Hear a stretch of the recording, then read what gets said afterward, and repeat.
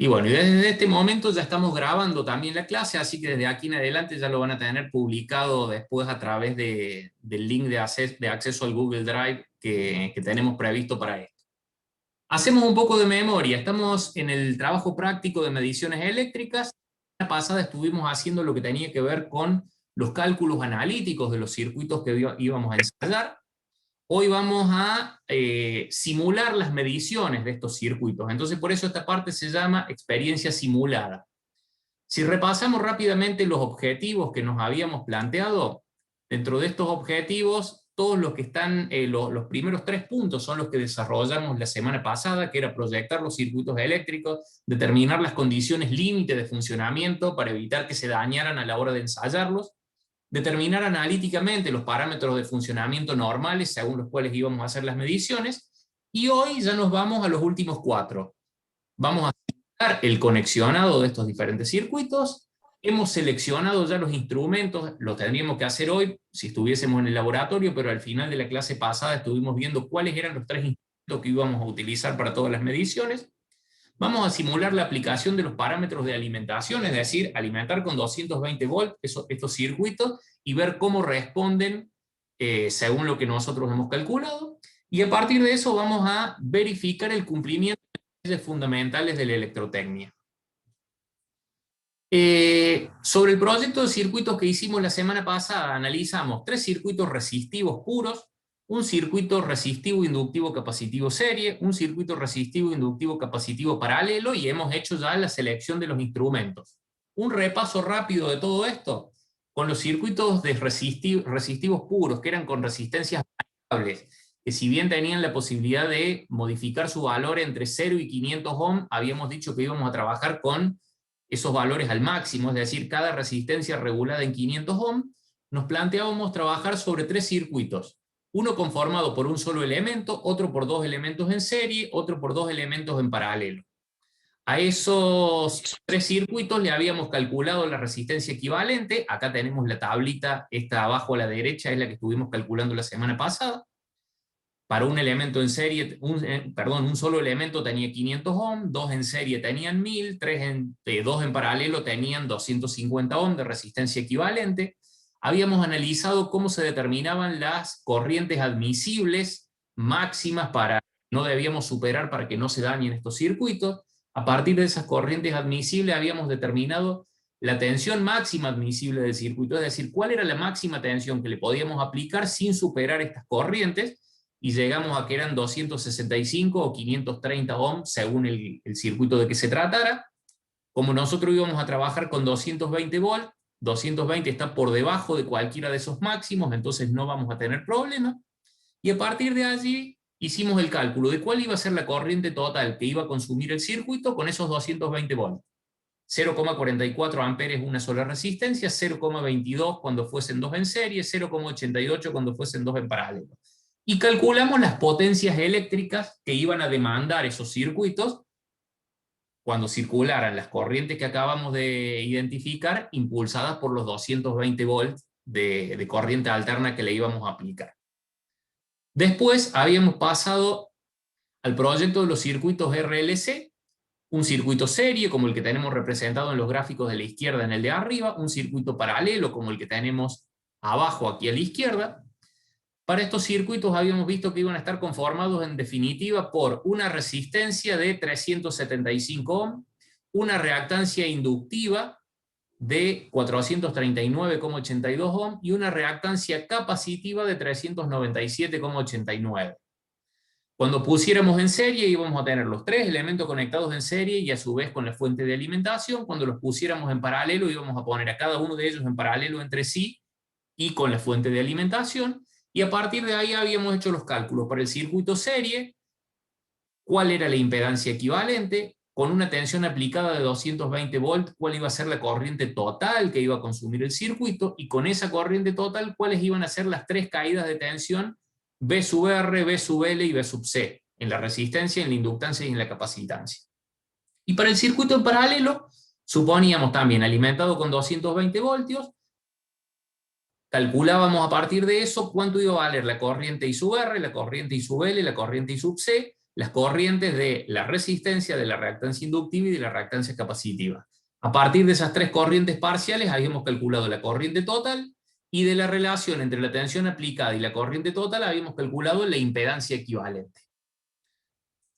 Luego de eso habíamos hecho la selección de los instrumentos ya, en donde dijimos vamos a trabajar todas las mediciones de intensidad que tomemos, lo vamos a tomar con un amperímetro, que tiene una escala uniforme de 0 a 1, un alcance de medición 0 a 1, es decir, 1 amper, un voltímetro con una escala ampliada entre 100 y 500 volts, que tiene un alcance de 400 volts, más allá de que tiene la indicación desde 0 a 500, y un frecuencímetro para medir la frecuencia de nuestro sistema, que tiene un rango de medición de 45 y 55.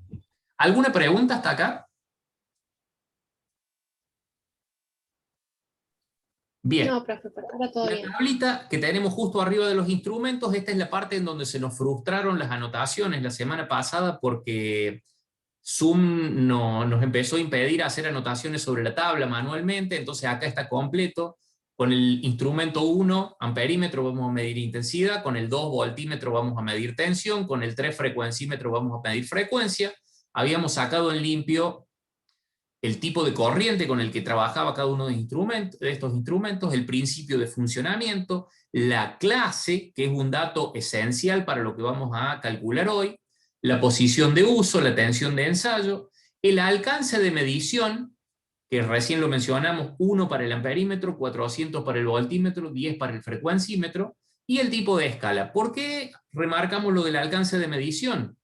Porque recuerden que la clase, como porcentaje del alcance de medición, nos va a dar el error que vamos a tener en cada una de las mediciones que hagamos.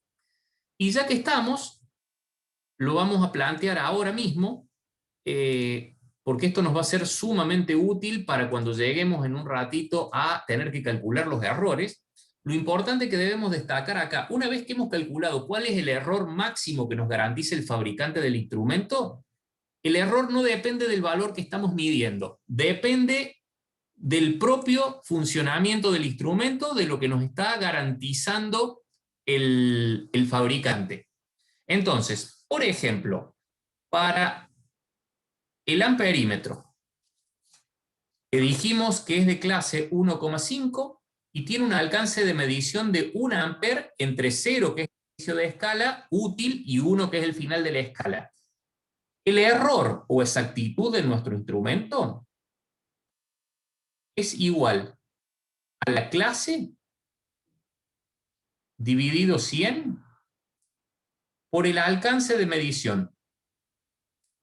Es decir, para nuestro amperímetro, ese error va a ser igual a 1,5 dividido 100 por el alcance de medición, que es 1. ¿Alguien tiene una calculadora a mano para hacer rápido ese cálculo?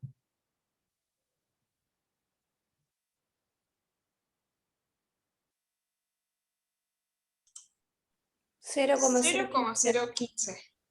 Bueno, 0,015. ¿Qué quiere decir esto? Ese error es en amperes, porque es el porcentaje, el 1,5 como porcentaje del alcance de medición, que es de 1 amper. ¿Qué quiere decir? Si yo en este amperímetro tomo una lectura de 0,8, la lectura va a ser 0,8 más menos 0,015 amperes. Es decir, siempre vamos a tener el mismo error.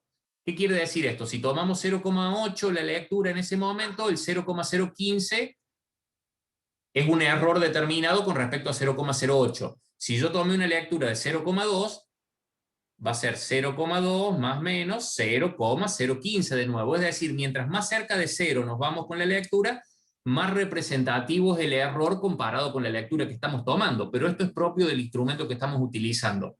Conclusión. Este error, 0,015, recuérdenlo por un ratito, cuando lleguemos a las mediciones y tengamos que calcular errores, va a ser siempre el mismo. Vamos a ver qué pasaría con el voltímetro. Con el voltímetro también tenemos una clase de 1,5, una escala ampliada que nos da un alcance de medición de 400. Entonces el error con nuestro voltímetro va a ser igual a la clase dividido 100, para tomarla como porcentaje, del alcance de medición, que es 400. Entonces 1,5 dividido 100 por 400, se nos van los ceros y nos termina dando 6 volts. ¿Qué quiere decir? Cualquier lectura que yo tome, 150, 200, 300 o 450, va a ser siempre más menos 6 voltios. Es decir, el error de nuestro instrumento garantizado por el fabricante va a ser más menos 6 volts. Acá va de nuevo, si yo tomé una lectura de 450, es 450 más menos 6. Si tomé una lectura de exactamente 100, es 100 más menos 6. El error es más representativo en lecturas más reducidas, pero de nuevo es propio del tipo de escala y del instrumento que estamos utilizando. Y finalmente, para la frecuencia, la misma lógica, 1,5 la clase, alcance de medición, diferencia entre 55 y 45, entonces nuestro error va a ser siempre 1,5 dividido 100 por 10, simplificamos, se va un 0, entonces 1,5 dividido 10, o sea que vamos a tener un error de 0,15 Hz. Entonces, cualquier medición que tomemos entre 45 y 55 va a estar afectada de un más o menos 0,15 Hz, que va a ser la tolerancia en función de la exactitud de nuestro instrumento. ¿Alguna duda con respecto a esto?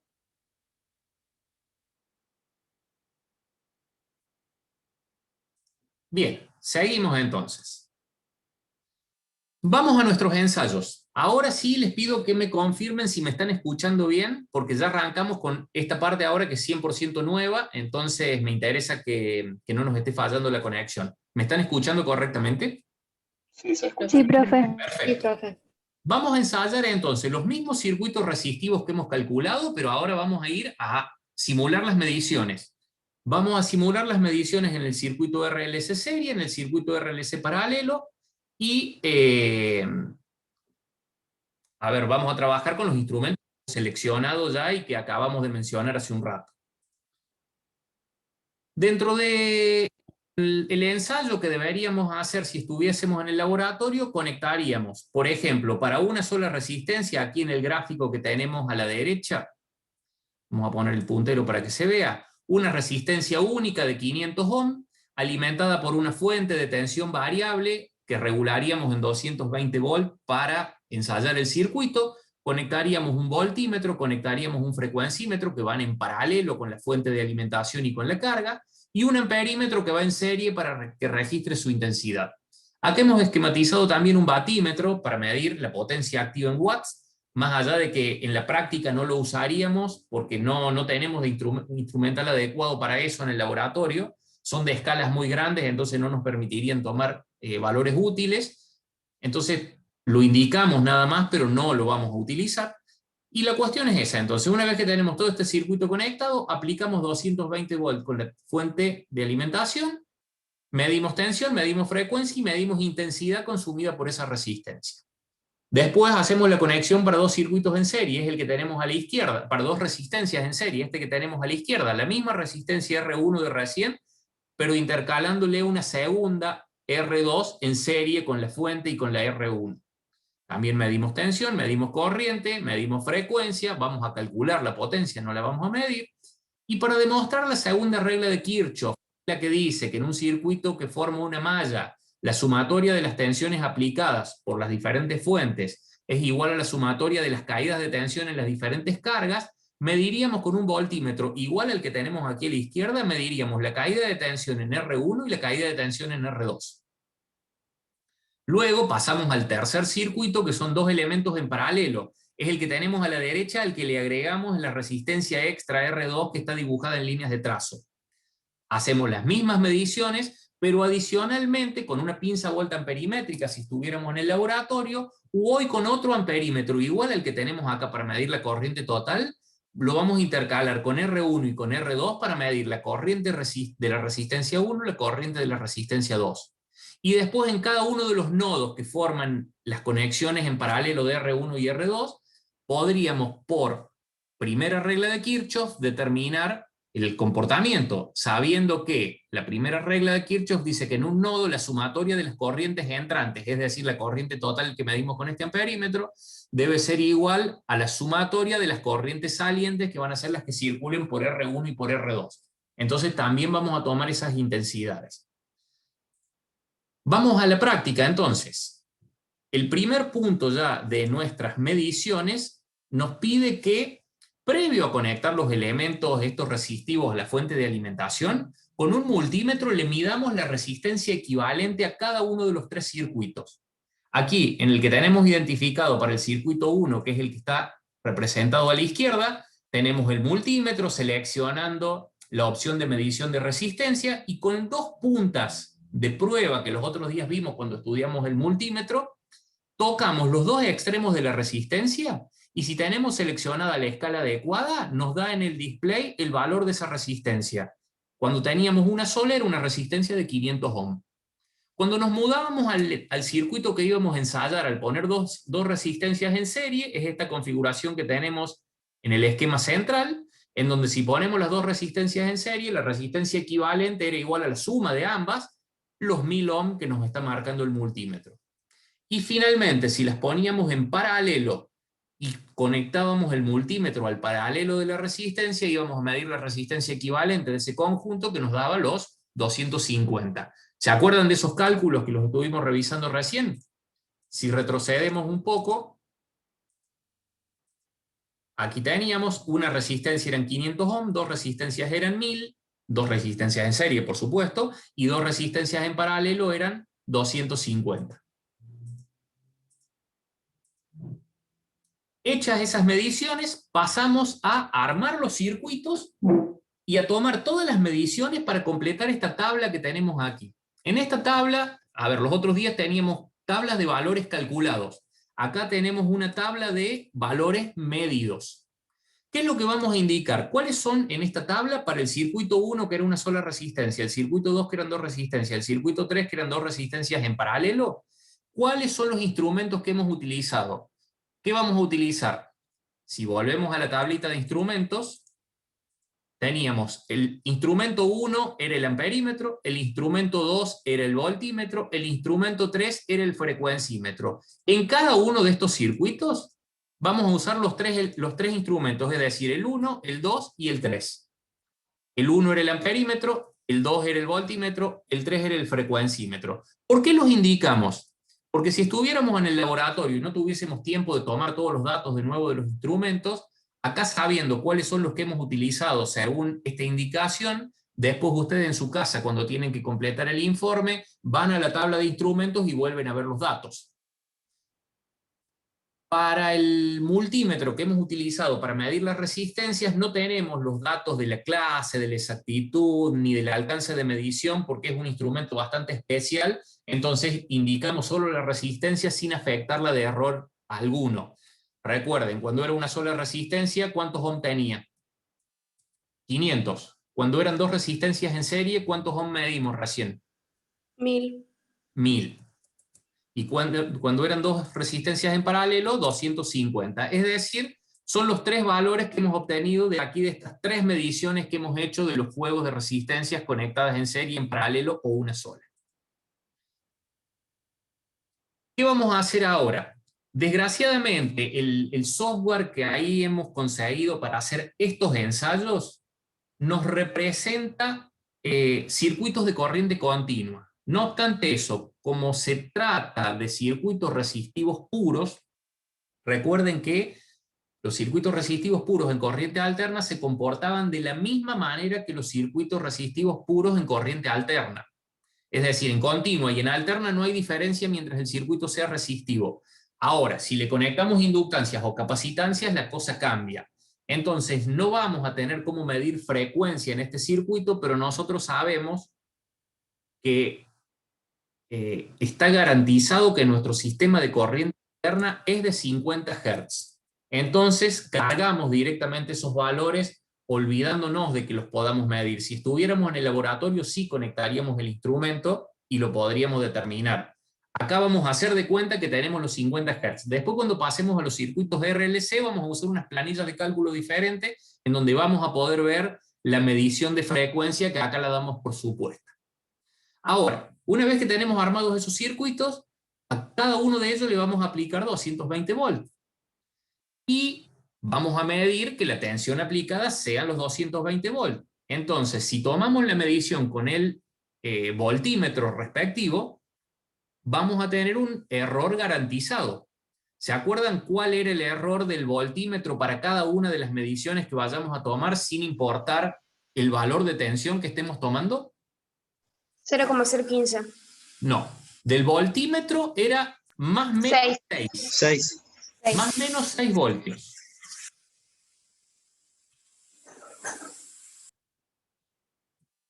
Entonces, el error va a ser siempre el mismo. De ahí en más, si yo tomé una lectura exacta de 220, una lectura de 220 cuando hice el ensayo, es 220 más menos 6. Si en lugar de 220 tomé 150, es 150 más menos 6. Es decir, el error es siempre el mismo. Y ahora sí tenemos que ir ya a nuestros circuitos prácticos, aplicarle los 220 voltios, que los vamos a estar midiendo en cada caso con un error de más o menos 6, y ver qué pasa con la corriente total que circula en cada uno de esos circuitos. Entonces, para eso vamos a utilizar una herramienta, un software de simulación de circuitos que se llama Crocodile, que lo pueden descargar ustedes de internet y les permite armar estos circuitos como lo tenemos representado acá, en donde tenemos, acá hago la salvedad de nuevo, este software es solo para corriente continua, pero como estamos analizando un circuito resistivo puro, no nos afecta eso porque se comporta de la misma manera corriente alterna y corriente continua, los circuitos resistivos. Entonces vamos a suponer que esta batería que está representada acá, que dice tener 220 volts, es una fuente de corriente alterna, y que esa fuente de corriente alterna es de 50 Hz. A partir de ahí tenemos un interruptor para accionarlo al circuito. A la salida del interruptor, en paralelo con la fuente y en paralelo con la resistencia de 500 ohms, tenemos el voltímetro con el que vamos a tomar esa medición de 220 más menos 6, y en serie con la resistencia un amperímetro con el que vamos a medir la corriente que consume esa resistencia. ¿Se entiende el circuito básicamente? Sí, profe. Bien. Accionamos el interruptor. Automáticamente, fíjense, cuando accionamos el interruptor con el mouse, el voltímetro pasa a registrarme los 220 volts de la fuente, más menos 6, porque tenemos un error dada la exactitud, y la resistencia de 500 ohms comenzó a consumir 0,44 amperes. Entonces, ¿qué quiere decir? Si nos mudamos nuevamente al trabajo práctico, acá estamos registrando 0,44 amperes. Esa medición de 0,44 amperes va a estar afectada de un error de medición propio de la exactitud o de la clase de exactitud del instrumento. ¿Cuál era el error que íbamos a tener en las mediciones que estamos tomando con ese amperímetro, que es el que habíamos seleccionado en la clase pasada? 0,015. Así es. Entonces, en ese caso, lo que vamos a tener ahí es un más menos 0,015. Y cualquier medición que tomemos con ese mismo amperímetro va a estar afectada del mismo error. Entonces, más allá del valor que estemos registrando, ya sabemos cuál va a ser el error. Si conectáramos un batímetro, aquí estaríamos obteniendo, con una medición adecuada, la potencia. Pero como no le estamos conectando un batímetro, lo vamos a calcular en base a los valores medidos. ¿Cuáles son para este circuito 1? Que acabamos de ensayar, los dos valores que nos permiten obtener la potencia total del circuito.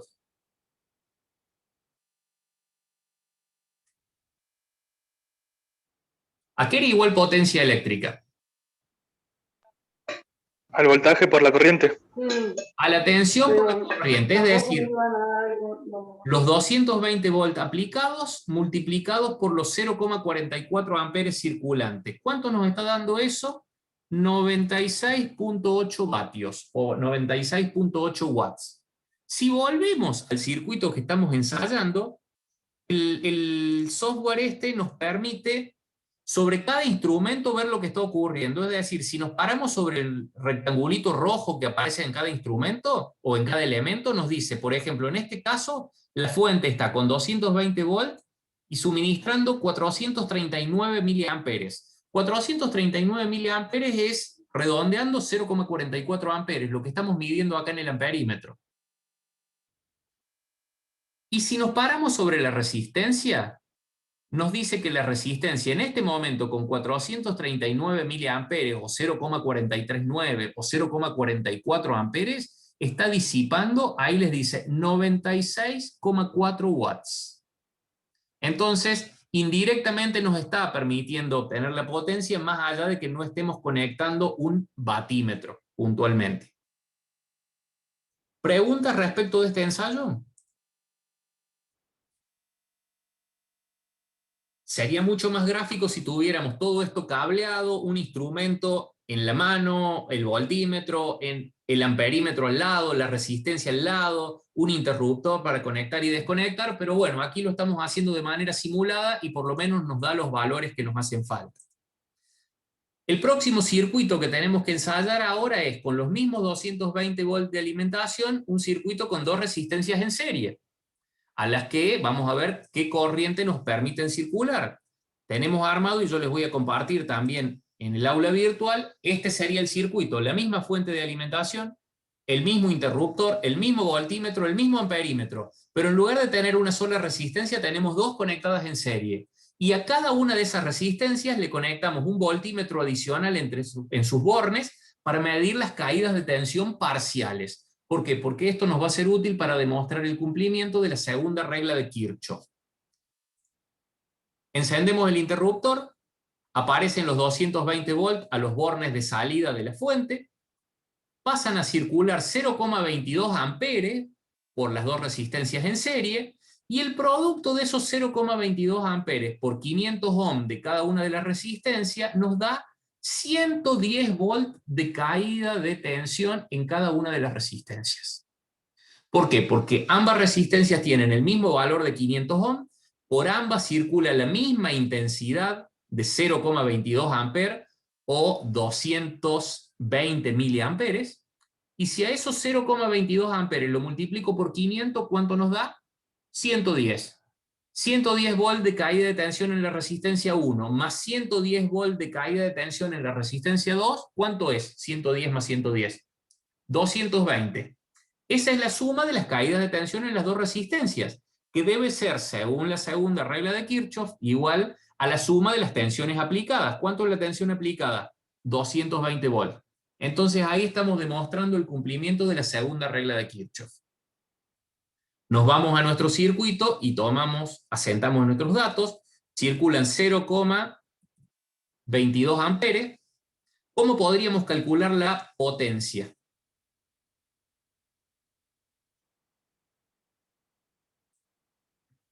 ¿Cómo se calculaba la potencia? Tensión, que son los 220 volts de alimentación, por 0,22 amperes circulando. 220 por 0,22. 48,4. 48,4, exactamente. Si nos venimos al ensayo que estábamos haciendo nuevamente, nos vamos acá. Recuerden que cuando nos paramos sobre un determinado elemento nos deja ver sus magnitudes asociadas. Tenemos en la resistencia 1, con esos 0,22 amperes, 24,2 watts, y en la resistencia 2, 24,2. La suma de las potencias de ambas resistencias nos está dando los 48,4 que acabamos de registrar. Entonces, tenemos verificada también la potencia. Y finalmente nos vamos a mudar al tercer circuito, que en la práctica implicaría hacer cambio de cables. Acá es simplemente abrir otro de los circuitos que ya están proyectados. Le vamos a aplicar al circuito 3, que eran dos resistencias en paralelo, el valor de 220 volts. Acá tenemos el circuito, la misma fuente de alimentación, el mismo interruptor, el mismo voltímetro y el mismo amperímetro de corriente total. Pero en lugar de ir a dos resistencias en serie, ahora vamos a dos resistencias en paralelo, cada una con un amperímetro auxiliar para medir sus corrientes parciales. Encendemos el interruptor, aparecen los 220 volt más menos 6 que estamos midiendo con el voltímetro. El amperímetro de corriente total pasó a darnos 0,88 amperes. Recordemos que ahí vamos a tener un error de más o menos 0,015, según habíamos visto recién. Y cada resistencia está consumiendo 0,44 amperes. Recuerden esto, esas dos corrientes parciales nos van a servir para, por ejemplo, en este nodo que tenemos representado arriba, a ver, ponemos el puntero para que sea más fácil de visualizarlo. En este nodo que tenemos aquí arriba, la suma de las corrientes entrantes. ¿Cuáles son las corrientes entrantes? Los 0,88 amperes que llegan desde la fuente deben ser necesariamente igual a la suma de las corrientes salientes. ¿Cuáles son las corrientes salientes? Los 0,44 que salen por cada una de las resistencias. 0,44 más 0,44, 0,88. Es decir, estamos demostrando el cumplimiento de la primera regla de Kirchhoff. El otro dato que podemos ver es que en cada resistencia, si nos paramos allí, tenemos 96,8 watts. Entonces, ¿qué quiere decir? Si cada una de las resistencias consume 96,8 watts, el total va a ser 2 por 96,8. Entonces, vamos a poder verificar en las mediciones que estamos haciendo. Recuerden acá que teníamos, la corriente total era 0,88 amperes. ¿Cómo puedo calcular acá la potencia total que está consumiendo el circuito? 220 por 0,88. ¿Cuánto es 220 por 0,88? 193,6.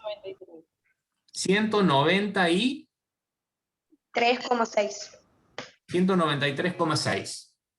Si nos volvemos al circuito, 193,6 debe ser un valor parecido a este 96,8 que tenemos en la resistencia de la derecha, más el 96,8 que tenemos en la resistencia de la izquierda.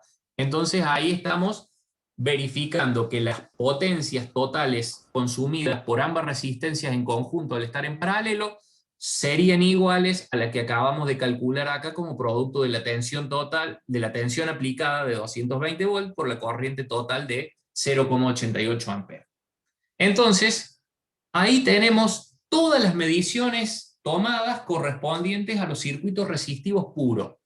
Que si tratamos de grabar esa imagen en la mente y nos volvemos hacia atrás a los cálculos que hicimos la semana pasada, ¿qué vemos? Que para los tres juegos de resistencias aplicando 220 volts tenemos las mediciones de corriente que esperábamos y las potencias que esperábamos, que habíamos calculado la semana pasada, ahora ya verificadas sobre los circuitos que estamos ensayando.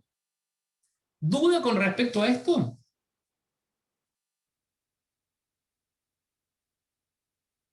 No. Perfecto. Vamos a hacer ahora esto que vamos a hacer en este momento ya es sacar conclusiones respecto de las mediciones que hemos tomado. ¿Por qué? Porque el punto 5 del trabajo práctico nos pide que indiquemos en la tabla de resultados de valores medidos todo lo que hemos registrado recién. Es eso que acabamos de hacer. Después nos dice, a partir de uno de los circuitos ensayados, demostrar el cumplimiento de la ley de Ohm. Entonces recordemos esto, si nosotros nos venimos, por ejemplo, al más simple de todos, al primer circuito, cuando yo lo enciendo, aplico una tensión de 220 volts, que la mido con nuestro voltímetro, y sobre una resistencia de 500 ohm, vemos que circula una corriente de 0,44 amperes. Entonces, ¿cómo podemos hacer la demostración de la ley de Ohm? La ley de Ohm dice que la corriente I, es igual a la tensión B aplicada dividido la resistencia equivalente del circuito. En este caso era 220 volts dividido la resistencia que era 500, que ¿cuánto nos daba eso? 0,44 amperes. Entonces, ¿qué estamos haciendo ahí? Demostrando el cumplimiento de la ley de Ohm con uno de los circuitos. Lo podríamos haber hecho con cualquiera de ellos. ¿Se entiende? Sí, profe. Bien. Sí, profe. Después nos dice, En el circuito que corresponda, demostrar el cumplimiento de la primera regla de Kirchhoff. ¿Cuál era la primera regla de Kirchhoff? La que hablaba de los nodos en los que tenemos más de dos conductores conectados, por ejemplo en este circuito, donde tenemos un conductor por el que llega corriente, dos conductores por los que salen corriente. La primera regla de Kirchhoff nos decía que en este nodo, la suma de las corrientes entrantes, que es 0,88 amperes, debe ser igual a la suma de las corrientes salientes, que es 0,44. Entonces acá lo que debíamos hacer, debíamos, en función de las mediciones que tomamos en el punto 4H, registrar cuál era la corriente I1, que eran 0,44 amperes, y la corriente I2, que eran 0,44 amperes, y ahora demostrar el cumplimiento de la primera regla de Kirchhoff, que decía, corriente entrante, 0,88. Corrientes salientes, ambas, 0,44. Entonces, ¿qué conclusión podemos sacar acá? Estas corrientes salientes eran dos corrientes, porque eran, recuerden esto, dos resistencias en paralelo, 0,44 en una, 0,44 en la otra. Entonces, si hacemos el análisis, esto nos da que corriente entrante igual a 0,88 igual a dos corrientes salientes, que son 2 por 0,44 igual a 0,88. Es decir, allí estamos demostrando el cumplimiento de la primera regla de Kirchhoff. Después de eso, pasamos al circuito que corresponda para demostrar el cumplimiento de la segunda regla de Kirchhoff. La segunda regla de Kirchhoff es la que hablaba de la sumatoria de las corrientes entrantes y de la sumatoria de las tensiones aplicadas y de las caídas de tensión en las cargas. Es decir, es para circuito serie. Si nos venimos al circuito serie, teníamos una tensión aplicada de 220 volts que se repartía en dos resistencias que producían caídas de tensión de 110. Entonces la lógica es la misma. Tenemos 220 volts aplicados que nos llevan a 110 volts de caída de tensión en una resistencia y 110 volts de la caída de tensión en la otra resistencia. Entonces, las tensiones aplicadas, 220 volts, igual a la suma de V1 más V2, que no es ni más ni menos que 110 más 110, igual a 220 volts. Entonces allí, con estas expresiones rápidas, estamos demostrando, en base a estas mediciones de corrientes parciales para la primera regla de Kirchhoff, y de tensiones, caídas de tensiones parciales para la segunda regla de Kirchhoff, estamos demostrando el cumplimiento de estas leyes. Entonces hemos demostrado ley de Ohm, primera regla de Kirchhoff, o primera ley de Kirchhoff, y segunda regla de Kirchhoff. ¿Alguna duda con respecto a esto? No, ninguna duda. Bien. Ahora vamos a ir a ver cómo se comportan dinámicamente los circuitos. Esto ya no forma parte de la guía del trabajo práctico que ustedes deben presentar. Es decir, son variaciones que le vamos a aplicar. Si estuviésemos en el laboratorio, haríamos estas pruebas en la práctica, experimentalmente, para ver cómo responden los circuitos a variaciones de parámetros. ¿Qué vamos a hacer? En el circuito 1, vamos a ver cómo varía la intensidad en función de la tensión aplicada o de la resistencia conectada. Recuerden esto, ahí aplica la ley de Ohm, que nos dice que la tensión de un circuito es directamente proporcional a la tensión aplicada e inversamente proporcional a la resistencia del circuito. ¿Qué quiere decir? Si crece B, debe crecer I. Si crece R, debe decrecer la corriente porque R está en el denominador. Vamos a hacer una prueba acá en este circuito. Si nosotros hacemos clic sobre la tensión aplicada, acá nos habilita un panel arriba a la izquierda donde podemos cambiar los valores de tensión. ¿Qué pasaría si yo en lugar de 220 volts le aplico 440, es decir, el doble? ¿Qué debería ocurrir según la ley de Ohm con la intensidad que circularía por la resistencia de 500 ohm? Debería ser el doble también. Debería ser el doble. Pasamos de 0,44 amperes a 0,88 amperes.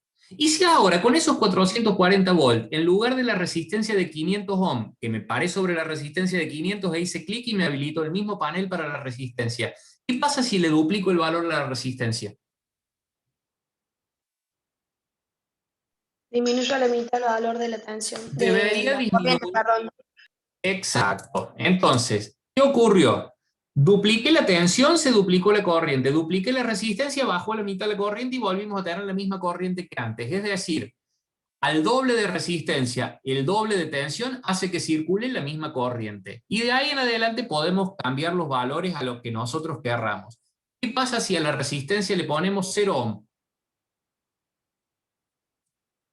Es grave.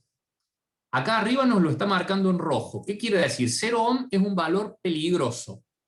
¿Por qué? Porque fíjense, están circulando 419 amperes.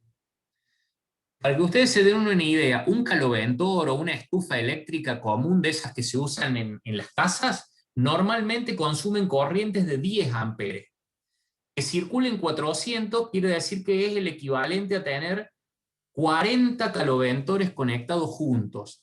Fíjense, la fuente de tensión, más allá de que yo la seteé en 440 volts, me está dando 21 volts. ¿Por qué? Porque los propios cables están produciendo una caída de tensión enorme y hacen que el circuito se esté deteriorando. ¿Por qué? Porque estos 419 amperes, ya vamos a ver cuando empecemos a estudiar instalaciones eléctricas, lo que hacen es recalentar los cables y hacer que se fundan directamente. Entonces, hemos puesto casi como lo que se llama en cortocircuito nuestro circuito de ensayo y lo estamos dañando. Si esto estuviera ocurriendo en la práctica en el laboratorio, se habría quemado el fusible de salida de la fuente de alimentación, que es una protección que tiene para que no se queme ante una sobrecarga. Dicho eso, cerramos este circuito porque nos vamos a mudar a los otros ensayos que estamos haciendo. Ahora vamos a ir al circuito 2. ¿Qué vamos a hacer en el circuito 2? Vamos a ver cómo varía la intensidad que circula, recuerden, el circuito 2 es un circuito serie, cómo varía la intensidad total que circula y las caídas de tensión parciales en función de la tensión aplicada y de las resistencias conectadas en serie, que ahora son 2 en lugar de 1. Entonces nos vamos a la resistencia serie. ¿Qué pasa si le duplicáramos la tensión? En lugar de 0,22 amperes, ¿cuánto pasaría a circular?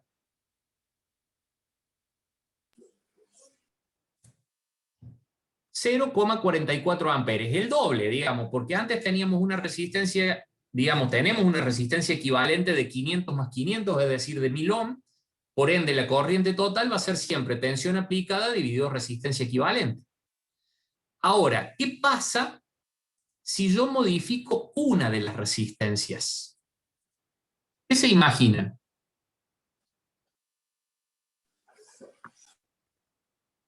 La caída de tensión de la segunda va a cambiar. Claro. Vamos a tener dos efectos.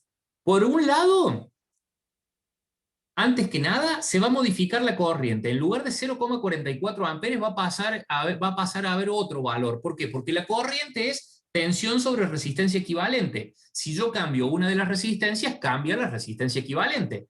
Si le pongo 1000, pasé a tener una resistencia equivalente de 1500. Por ende se redujo la tensión a 0,29. Pero la corriente, pero esa corriente de 0,29 multiplicado por 1000 me da 290 y chirola de volt. Y esa corriente de 0,29 multiplicado por 500 ahora me da 147 volt.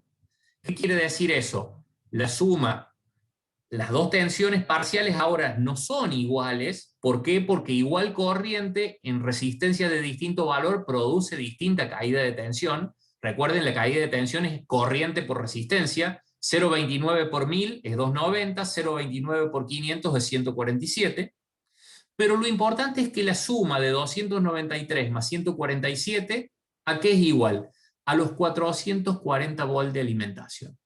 Si yo a los 440 los vuelvo a 220, mi corriente ahora es de 0,15, porque es 220 dividido 1500, y 0,15 por 1000 me da 147, 0,15 por 500 me da 73,3, la suma de 147 más 73,3, que acá me aparecen los decimales de por medio, me lleva a un valor aproximadamente igual a los 220 volts aplicados. ¿Qué pasa si de repente a la segunda resistencia también la subo 1000? Volví a tener mis 110 volt y 110 volt, porque las dos resistencias son iguales, pero ahora con una corriente de 0,11 amperes, que es la mitad de lo que teníamos inicialmente, que era 0,22, cuando teníamos las dos resistencias en 500 ohms. Es decir, podemos ver cómo se comporta cada uno de los parámetros en función de los otros, en la medida que los vayamos modificando. Cerramos, porque total ya queda terminado, y nos vamos a ver qué nos pide después. Para el circuito 3, que eran dos resistencias en paralelo, queremos ver cómo varían las intensidades parciales de cada resistencia y la intensidad total, que era la suma de las dos parciales, en función de la tensión aplicada y de las resistencias conectadas en paralelo. Vamos al circuito. Teníamos una corriente total de 0,88 distribuida en dos corrientes parciales de 0,44. ¿Qué pasa si duplico la tensión? Subimos a 1,76 amperes totales, que son la suma de 0,88 de la resistencia R1 más 0,88 de la resistencia R2. ¿Qué pasa si modificamos una de las resistencias y la duplicamos?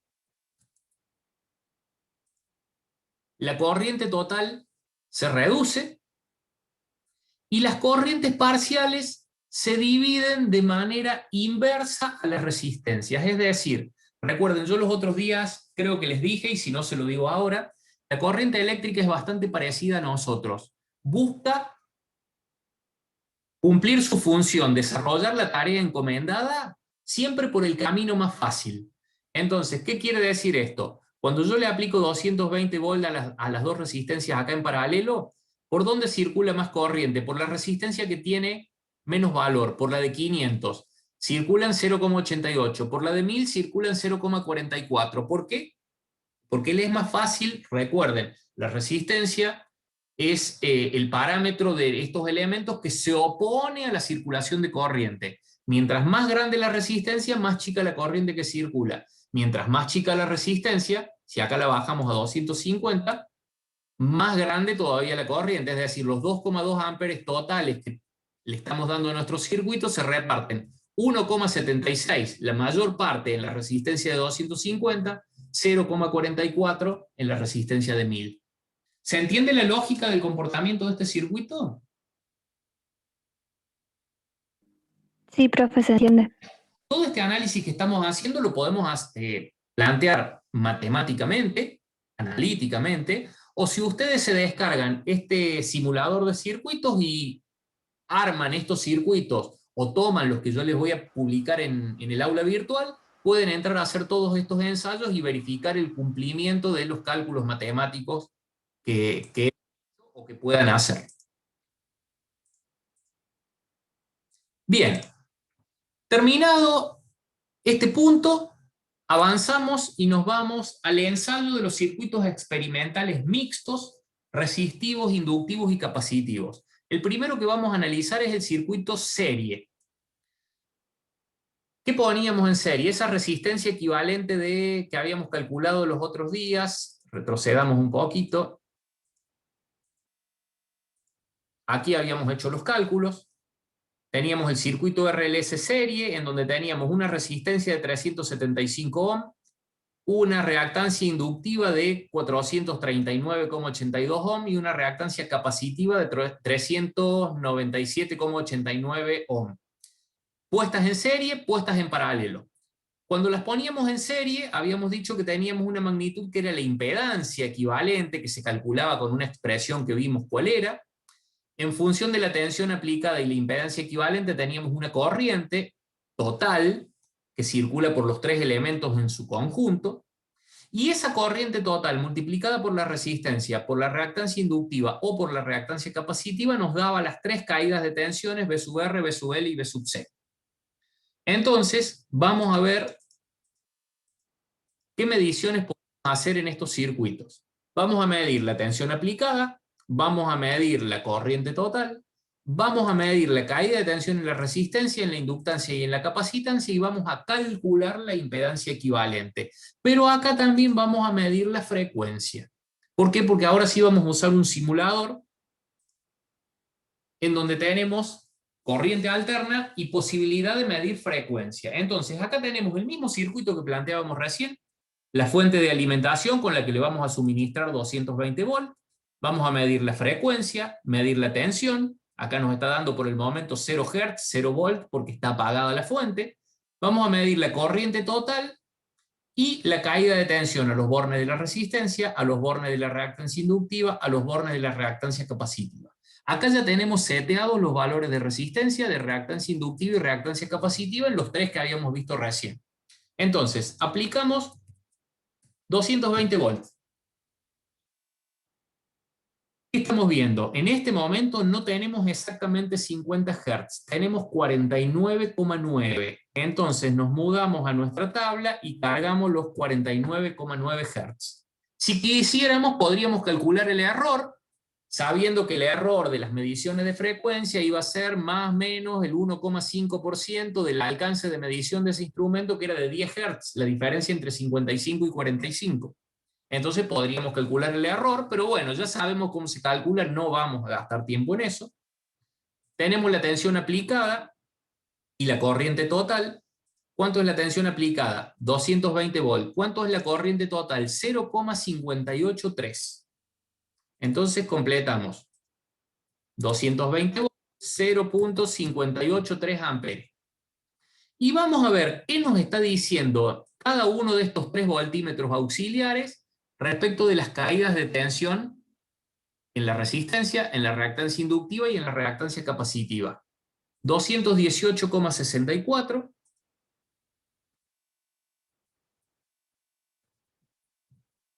En la resistencia.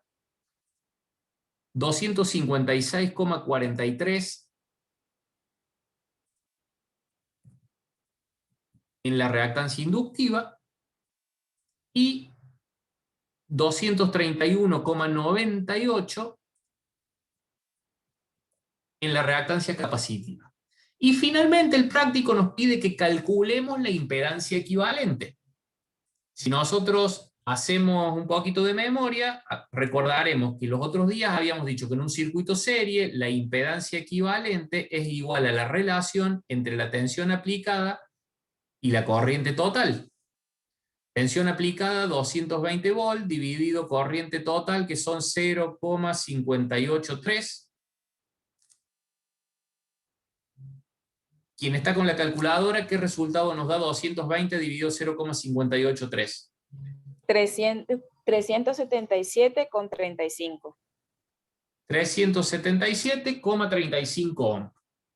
Que era un valor que habíamos visto los otros días matemáticamente, se parecía mucho al de la resistencia. Si nos volvemos al trabajo, al circuito experimental que estamos ensayando, ¿qué tenemos? La resistencia 375, la reactancia inductiva 439, la reactancia capacitiva 397.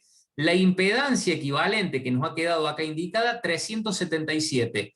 ¿Por qué, a pesar de que los tres valores rondan los 400, el resultado nos da algo parecido a la resistencia?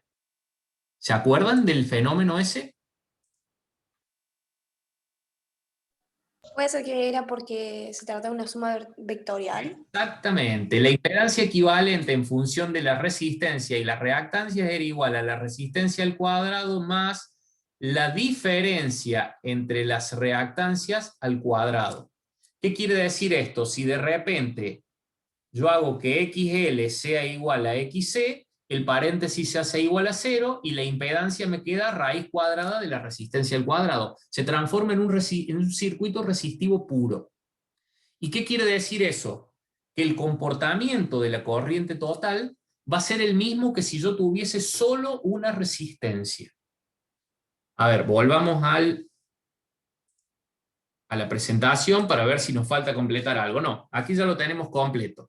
Entonces, vamos a borrar todo lo que hemos representado, lo vamos a indicar acá. Esto nos estaba dando 377 puntos, ¿se acuerdan cuánto? Bueno, 377 y algún que otro decir. 35. ¿Coma? ¿25? 35. 35, perfecto. Profe, Completo. Sí, pregunta. ¿qué instrumento o qué parte del circuito era el que modificaba la frecuencia? O sea, ¿por qué no da 50 Hz? La frecuencia depende del sistema de alimentación, es decir, cuando estudiemos máquinas de corriente alterna, vamos a ver generadores de corriente alterna, que son todas las máquinas eléctricas que están interconectadas en nuestro país y que en este momento están produciendo toda la energía eléctrica que nosotros estamos consumiendo. La frecuencia depende de la velocidad a la que funcionan esos generadores. Y la velocidad a la que funcionan depende de una serie de regulaciones muy especiales que se hacen, pero puntualmente. ¿Qué quiere decir? Que no tengamos 50 y que tengamos 49,9, quiere decir que están girando a una velocidad de esos generadores un poquitito inferior a la nominal. En determinados momentos, por ahí, ¿por qué? Porque ahora estamos en el horario pico de consumo, entonces las máquinas están trabajando a plena potencia. A las 2, 3 de la mañana, que es cuando nadie consume energía porque todos estamos durmiendo, es posible que nuestra frecuencia esté en 50,1 Hz. Suba un poquito por arriba de los 50, pero eso tiene que ver con el funcionamiento del sistema en general. Es decir, a la frecuencia no te la modifican estas magnitudes que tenemos representadas acá, sino que es propia de la fuente de alimentación. Yo voy, mido la frecuencia en un toma corriente y es la frecuencia que me está dando el sistema, básicamente. Esa era mi duda. Gracias, profe. Bien. Bueno, y ahora volvemos a nuestra presentación y vemos qué nos plantea la experiencia ahora, que nos mudemos al circuito RLC paralelo. En la misma planilla de cálculo que estábamos analizando recién, tenemos otra solapa que es el circuito RLC paralelo, donde tenemos la fuente de alimentación que la vamos a regular en los 220 volts que necesitamos, vamos a medir la frecuencia, vamos a medir la tensión, vamos a medir la corriente total que suministra la fuente y las 3 corrientes parciales que circulan por cada uno de los elementos. De nuevo, con los 375 ohm, con los 439 ohm y con los 397 que habíamos visto para el circuito serie. Aplicamos los 220 volts y tenemos todo de nuevo. Los 49,9 Hz, los 220 volts aplicados, una corriente total de 0,589 amperes. Entonces vamos a completar. Corriente total 0,589 amperes. Tensión aplicada 220 voltios. Frecuencia en Hz 49,9. Y ahora lo que queremos ver es cuánto valen las 3 corrientes parciales. 0,587 en la resistencia, 0,500 en la reactancia inductiva y en la reactancia capacitiva 0,553. Y acá nos encontramos con una situación que los otros días les explicamos, pero si volvemos al circuito, tiene que ver con la primera regla de Kirchhoff. Si yo analizo la primera regla de Kirchhoff, ¿qué me decía? Que en un circuito donde tengo un nodo como este que les estoy marcando acá, la suma de las corrientes entrantes debe ser necesariamente igual a la suma de las corrientes salientes. ¿Cuánto vale la corriente entrante? 0,589. ¿Cuánto valen las 3 corrientes salientes? 0,587, 0,5 y 0,553. Si sumo rápidamente esta, más esta, más esta, ¿cuánto nos está dando? Aproximadamente, número rápido, 1,5 amperes. ¿Cuánto es la total? 0,589. ¿Se cumple la primera regla de Kirchhoff? para este nodo que tenemos acá? No se cumple. No se cumple, pero cuidado, no se cumple la primera regla de Kirchhoff en corriente continua, como la conocemos, que en corriente continua, sumatoria de las corrientes entrantes a un nodo es igual a sumatoria de las corrientes salientes, suma aritmética. Cuando hablamos de corriente alterna y tenemos circuito resistivo, inductivo y capacitivo, recuerden esto: el cuadrado de la corriente entrante es igual a I sub R al cuadrado más I sub L menos I sub C al cuadrado. Si a este cuadrado lo pasamos del primer miembro al segundo miembro, ¿qué nos queda? Corriente entrante o total es igual a la raíz cuadrada de la corriente resistiva al cuadrado más I sub L menos I sub C al cuadrado. Recuerden esto, que la suma es vectorial. Entonces, I sub L e I sub C se restan, por eso la corriente total es 0,589, I sub L e I sub C, que son valores bastante parecidos, se restan, nos dan un valor próximo a 0, que nos lleva a que la corriente total de 0,589 sea muy parecida a la corriente resistiva, que es de 0,587. ¿Se acuerdan de ese análisis?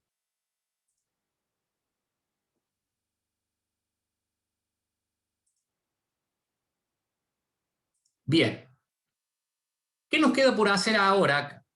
Calcular la impedancia equivalente. En un circuito RLC paralelo, la impedancia equivalente se calculaba como la tensión aplicada dividido la corriente total.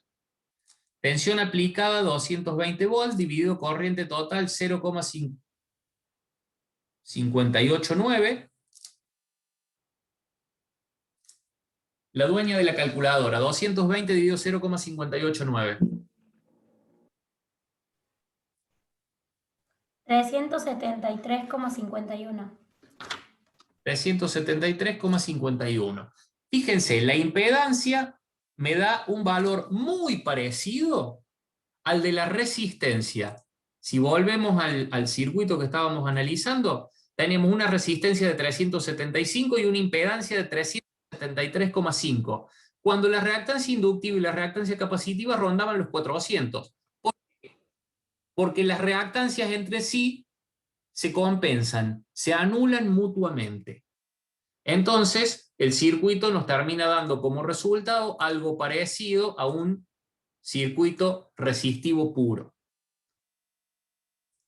¿Dudas con respecto a esto?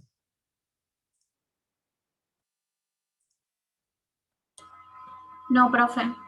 Nos estaba dando 370 y ¿cuánto la impedancia para que la volvamos a cargar? Que la borré recién sin querer. 373,51. Así les queda registrada por si después van a la grabación de la clase para que tengamos todos los valores completos. Bueno, ¿qué nos pide ahora el trabajo práctico en el punto 7? A partir de todos estos valores medidos en el punto 6 para los circuitos RLC serie y paralelo, demostrar el cumplimiento de la ley de Ohm. Cuidado, que si acá tenemos que hacer una aclaración, es la ley de Ohm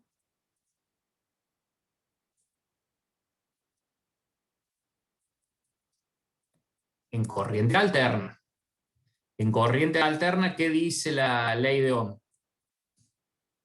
Que la corriente circulante va a ser directamente proporcional a la tensión aplicada e inversamente proporcional a la impedancia equivalente. Entonces, en el cálculo que habíamos hecho recién, por ejemplo, para el circuito RLC serie, teníamos 220 volts divididos la impedancia equivalente de 377,35,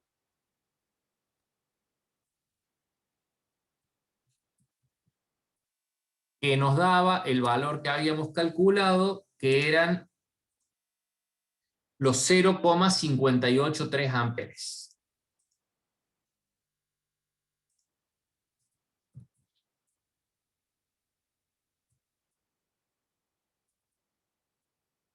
¿Se entiende?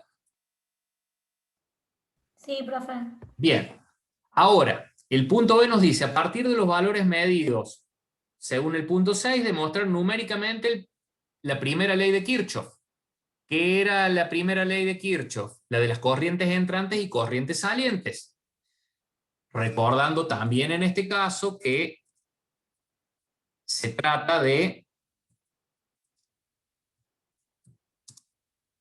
en corriente alterna. O sea, no nos olvidemos de ese detalle.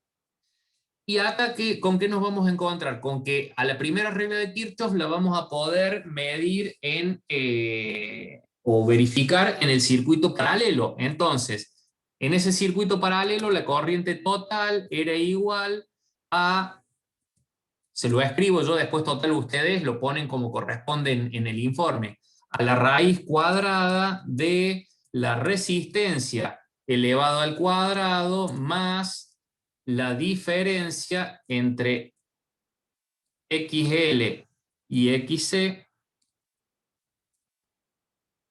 también elevada al cuadrado. Es decir, esos dos que hemos puesto acá, este sería un superíndice y este otro 2 también sería un superíndice, un exponente. De esa manera demostramos el cumplimiento de la primera regla de Kirchhoff en circuitos RLC de corriente alterna. Y después, el punto C nos dice que también demostremos el cumplimiento de la segunda regla de Kirchhoff, nuevamente, en corriente alterna. Y en ese caso tenemos que ir al circuito serie, que nos decía que la tensión aplicada era igual a la raíz cuadrada de la tensión B sub R al cuadrado más la diferencia entre B sub L y B sub C también al cuadrado. Estos números 2 que les he puesto acá, recuerden, serían exponentes, nada más que para escribirlo rápido lo planteamos de esa manera. Entonces, con esa expresión demostramos el cumplimiento de la segunda regla de Kirchhoff en el circuito serie, por ejemplo. ¿Dudas con respecto a esto?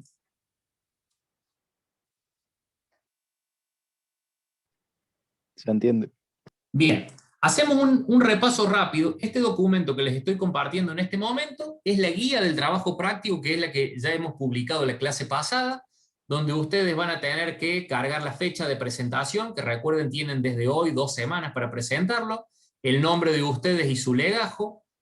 Acá tenemos la introducción, los objetivos, los elementos que íbamos a utilizar. Cada hoja en el pie de página tiene el espacio para que firme cada una de las hojas, porque esta presentación es individual. Respecto de las experiencias, el punto 1, que era el cálculo de los circuitos resistivos, y todos los valores que habíamos calculado la semana pasada. Respecto de los circuitos RLC, tanto serie como paralelo, todos los valores que calculamos la semana pasada. La parte que corresponde a la selección de instrumentos, que nosotros hemos trabajado solamente con la línea 1, 2 y 3, con el amperímetro, voltímetro y frecuencímetro, y pasamos al punto 4, que son las experiencias ya medidas con resistencias variables, que es la primera parte de la clase de hoy, donde tomamos todas las mediciones que están en esta tabla, demostramos el cumplimiento de la ley de Ohm, demostramos el cumplimiento de la primera regla de Kirchhoff y de la segunda regla de Kirchhoff, para circuitos resistivos puros, en donde la norma es igual que si fuese corriente continua, y después nos vinimos al punto 6 con los circuitos RLC, el serie en la tabla de arriba, las mediciones que tomamos recién, el paralelo en la tabla de abajo, las mediciones que tomamos recién, y el punto 7 de análisis de resultados, que es la demostración de la ley de Ohm que acabamos de hacer en corriente alterna, de la primera regla de Kirchhoff en corriente alterna, y de la segunda regla de Kirchhoff en corriente alterna. Habiendo hecho todas esas demostraciones y habiendo cargado todos los valores calculados y medidos en esta tabla, es decir, que tengamos todos los valores expresados, completados los datos personales del dueño de cada trabajo y la firma en cada hoja, este es el documento que tienen que subir como tarea al aula virtual, en la parte donde les voy a publicar, si no es que ya lo tienen publicado, para subirla de aquí a 2 semanas. Recuerden, el plazo se les vence a las 23:59 del martes 20 de abril para hacer esta presentación.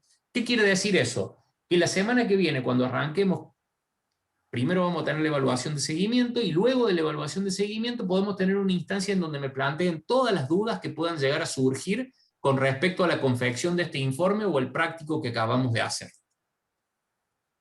Dicho eso, vamos a ver cómo se comportan dinámicamente estos circuitos RLC, ya sea en serie o en paralelo, de la misma manera que hicimos recién cuando jugamos con los diferentes valores que le aplicábamos de tensión o de resistencia a nuestros circuitos iniciales, nada más que ahora son los mixtos. ¿Qué es lo primero que vamos a ver? En el circuito RLC serie, ¿cómo varía la intensidad y las caídas de tensión parciales en función de la tensión aplicada o de las cargas conectadas? Circuito RLC serie era este. Tenemos una corriente total de 0,583 amperes cuando le aplicamos 220 volts. ¿Qué pasa si le aplico 440? La corriente se duplicó. ¿Y qué pasó con las caídas de tensión parciales? Se duplicaron también. ¿Por qué? Porque las caídas de tensión parciales matemáticamente son la corriente total 1,166, 375 para obtener el 437, por 439 para obtener el 512 y por 397 para obtener el 463. ¿Qué pasa si de repente en lugar de 440 le pongo 110 volts? Cae a la mitad de la corriente, recuerden esto, recién teníamos 0,583 y cuando le ponemos 110 cae a 0,292 y también caen las caídas de tensión. Ahora, ¿qué pasa si modificamos los valores de estos parámetros? De la resistencia, de la reactancia inductiva y de la reactancia capacitiva. Veamos. Volvemos a los 220 volts, 0,583 amperes. ¿Qué pasa si en lugar de 375 ohms le pongo 400? De 0,583 la corriente bajó a 0,547. Ahora, ¿qué pasa? A ver, incrementé la resistencia, se redujo la corriente.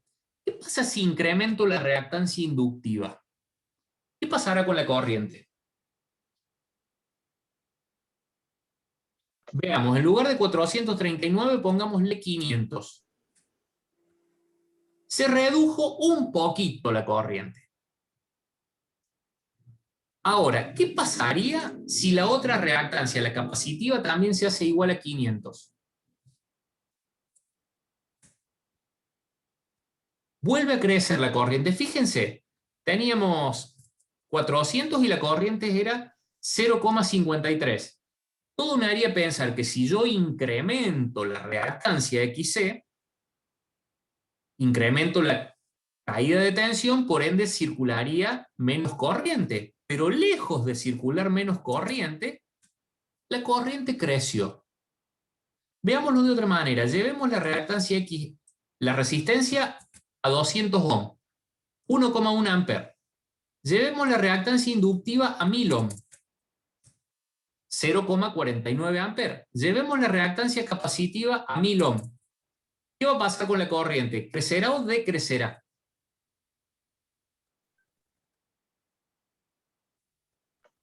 Crecerá, cancelará la reactancia. Al incrementar las reactancias y hacerlas iguales, se anulan mutuamente. Entonces, fíjense, si yo tenía 1000 ohms y 500 ohms, recordemos esto, vamos a hacer unas anotaciones acá para que nos sirvan de guía.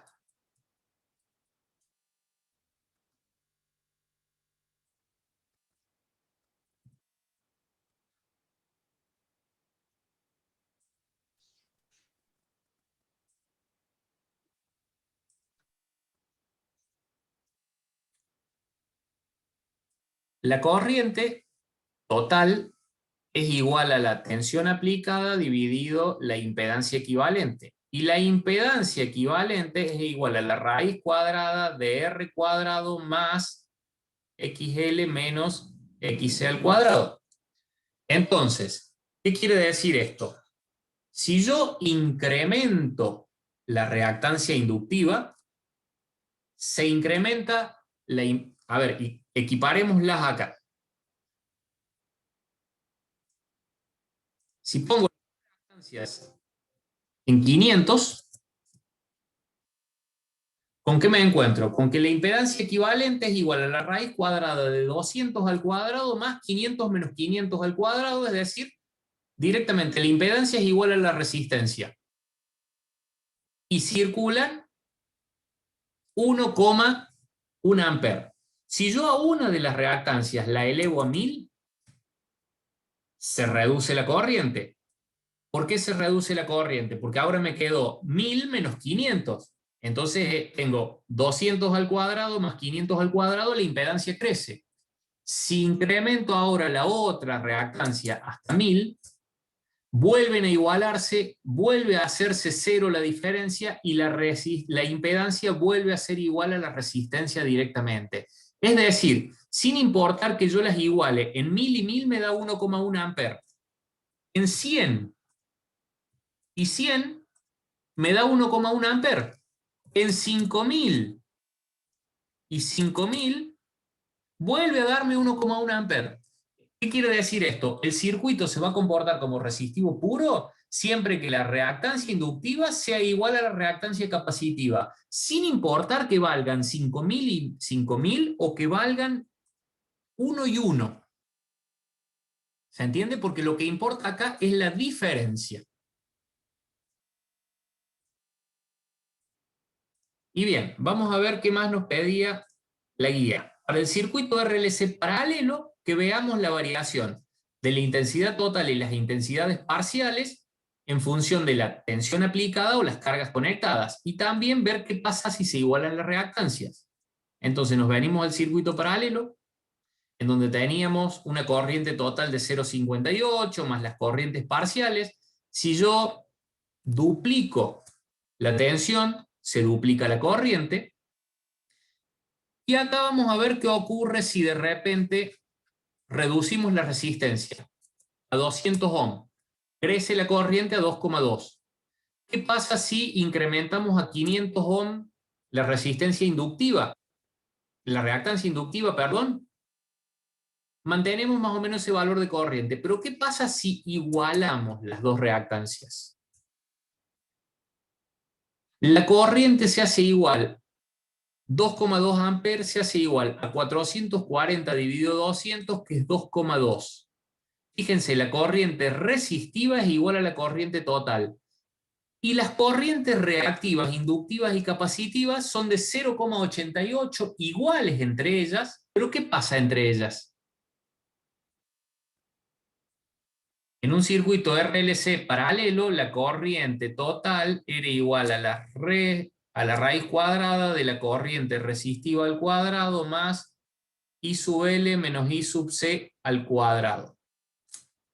Entonces, va de nuevo, la corriente total de 2,1 amperes es la misma que la corriente resistiva. ¿Por qué? Porque la reactancia inductiva y la reactancia capacitiva están iguales. Cada una de ellas me da 0,88. 0,88 menos 0,88 en la raíz cuadrada de abajo me da 0. ¿Qué pasa si yo a las dos reactancias las pongo en 1000? Me dan valores de la mitad de lo que teníamos antes, 0,44, pero que siguen siendo iguales, entre ellas se anulan y por ende la corriente total sigue siendo la de la resistencia. ¿Qué pasa si a la reactancia inductiva la pongo en 1 ohm y a la reactancia capacitiva en 1 ohm? Las corrientes son de 440 amperes, pero sin embargo la total sigue siendo de 2,2. ¿Por qué? Porque acá no importa que sea 440 menos 440 o 4 menos 4, lo que juega a la hora de determinar la corriente total es la diferencia entre la corriente inductiva y la corriente capacitiva. Entonces, ¿para qué sirve esto? Todas las cargas eléctricas que tenemos en nuestras casas, todo lo que tenga motores eléctricos, por ejemplo, tienen alta reactancia inductiva. Es decir, vamos a tener en paralelo con las resistencias valores, por ejemplo, de 300 ohms de corriente inductiva. Si yo pongo un valor muy alto de reactancia capacitiva para suponer que es infinita, tengo una corriente total que es mayor a la corriente resistiva. Y recuerden, habíamos hecho un análisis de que la distribuidora eléctrica, en función de la corriente reactiva que yo consuma, de esta corriente que toma la reactancia inductiva, me puede penalizar y cobrarme una factura más cara. Si yo pongo en mi circuito tantos ohms capacitivos como inductivos tengo, me aparecen dos corrientes iguales, inductiva y capacitiva, entre ellas se anulan y la corriente total que consumo de la red eléctrica es igual a la que consumo mis resistencias. ¿Y cuáles son las resistencias? La resistencia, en general, si yo la conecto a corriente eléctrica, produce calor o luz. Pero ese tipo de potencia es equivalente a la potencia mecánica que desarrolla un motor. Entonces, como resistencia yo puedo representar el calor producido por una estufa eléctrica, la luz producida por una lámpara eléctrica o la potencia mecánica producida por un motor eléctrico. Entonces, de este modo, toda la corriente que consumo se destina a potencia útil y las energías reactivas o potencias reactivas en juego entre la reactancia inductiva y la reactancia capacitiva se anulan mutuamente.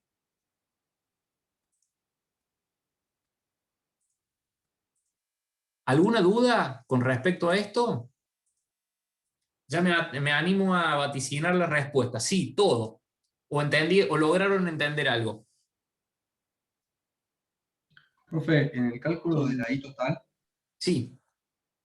¿no tendría que ser primero la capacitancia menos la inductancia?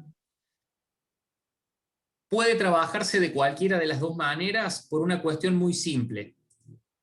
Lo que lleva a la diferencia o al cálculo real, recuerda esto, corriente total igual a raíz cuadrada de, yo puse I sub R cuadrado más I sub L menos I sub C al cuadrado.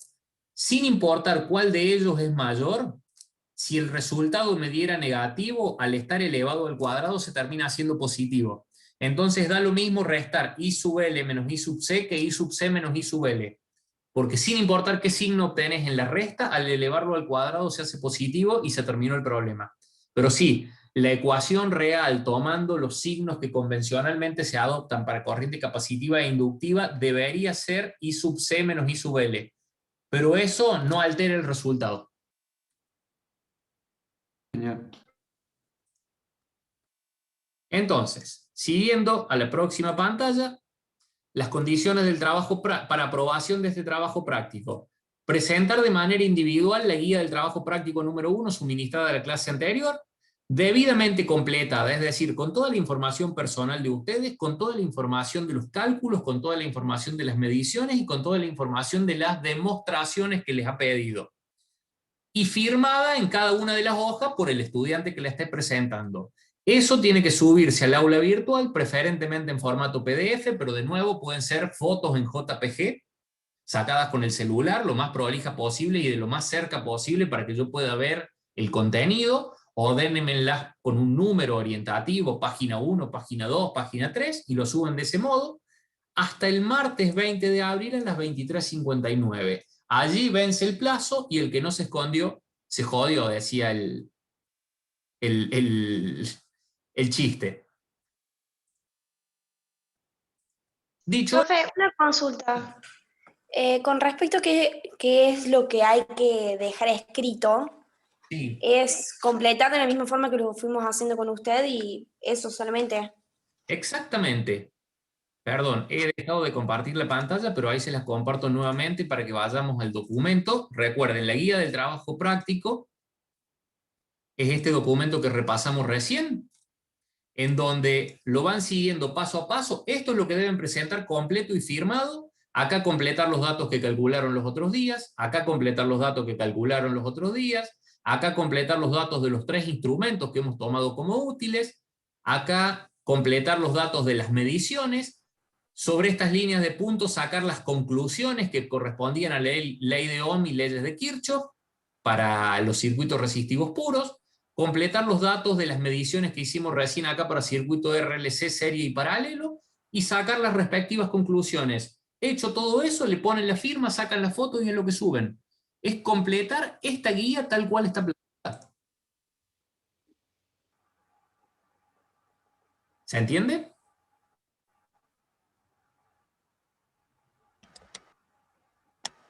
Sí, Sí, profe. Bueno, dicho eso, entonces damos por terminada la clase. Salvo que tengan más dudas, los despido hasta la semana que viene. La semana que viene, recuerden, nos conectamos a las 21:30 lo más puntualmente posible para hacer la evaluación de seguimiento. Terminada la evaluación de seguimiento, podemos sacar dudas de este trabajo práctico y si no, arrancamos clases ya de instalaciones eléctricas. Dicho todo eso, les agradezco la paciencia y les deseo buenas noches y nos vemos la próxima semana. Chao, profe, gracias.